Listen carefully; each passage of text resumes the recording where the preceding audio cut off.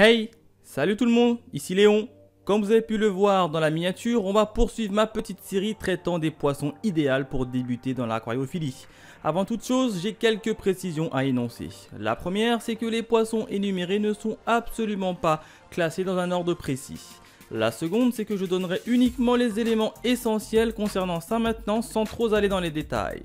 Et enfin, pour terminer, nous traiterons uniquement des poissons vivant principalement en zone surface d'aquarium. Vous êtes prêts? Allez, on démarre de suite. Le Dagno. Petit poisson originaire d'Asie, le Dagno reste très résistant, rustique et grandement tolérant en aquarium, ce qui le rend très attractif pour les aquariophiles. À la fois paisible et vivace, ce nageur infatigable sans cesse en mouvement occupera un aquarium communautaire en compagnie d'autres espèces de petite taille. On appréciera également de nombreuses espèces existantes telles que le Dagno ririo ou le Dagno léopard. Enfin, il est conseillé de le maintenir en groupe d'au moins 10 individus. Le poisson hachette. Originaire d'Amérique du Sud, ce poisson dispose d'un corps en forme d'hachette, d'où son appellation. Excellent sauteur, il est fortement conseillé de le maintenir dans un bac d'au moins 100 litres accompagné d'un couvercle pour éviter qu'il ne s'échappe. Ayant une espérance de vie d'au moins 6 ans environ, ce petit poisson calme et grégaire appréciera une eau ombrée. Attention tout de même, il faudra éviter un courant trop fort pour ne pas trop le fatiguer. Enfin, il existe différentes sous-espèces, on pourra citer notamment le marbré ou l'argenté. Le Guppy.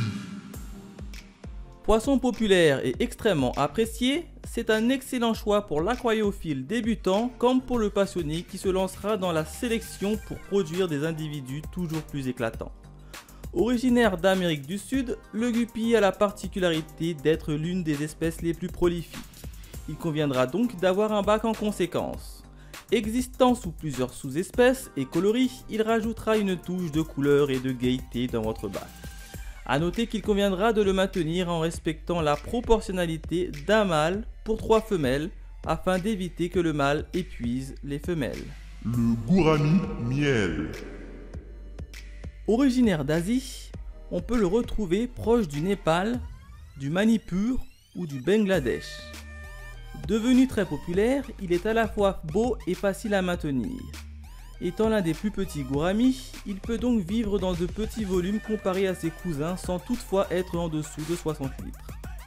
Petits poissons omnivores à tendance carnivore et notamment insectivore, leur alimentation pourra être constituée de paillettes ou de granulés complétés de proies vivantes de type ver de vase ou artémia. Vivant en couple, c'est-à-dire un mâle pour une femelle, leur reproduction reste assez simple et l'élevage des jeunes est plus compliqué mais reste à la portée de tous avec de la préparation. Enfin, on appréciera la pluralité des couleurs telles que le gourami bleu ou le gourami perlé. Le Kili Cap Lopez. C'est l'espèce de kili la plus répandue en aquariophilie. En plus d'être beau, il est assez peu exigeant à tel point qu'un aquarium low-tech bien maîtrisé peut parfaitement lui convenir. Ne mesurant pas plus de 5 cm, ce sont des poissons paisibles mais parfois vifs et qui peut être maintenu dans un nano aquarium d'au moins 20 litres. On pourra le maintenir en harem de 3 individus avec au moins 2 femelles pour un mâle. Cette espèce sera plus à son aise dans un aquarium spécifique, surtout si celui-ci est à faible volume. Et voilà, c'est tout pour aujourd'hui. N'hésitez pas à me dire dans les commentaires si j'ai omis quelques poissons plutôt simples à maintenir en surface. Quant à nous, on se retrouve très vite. Allez, à bientôt!